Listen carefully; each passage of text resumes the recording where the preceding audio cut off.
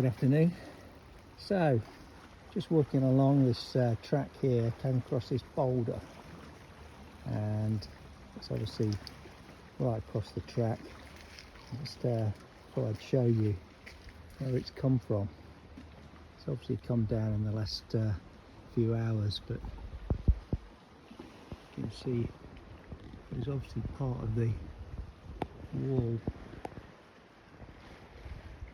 and it's come tumbling down.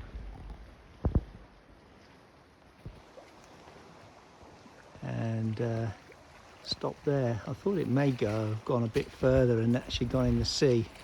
You can see that some of the other boulders have come down and ended up in the water, but this one obviously just ended on the path.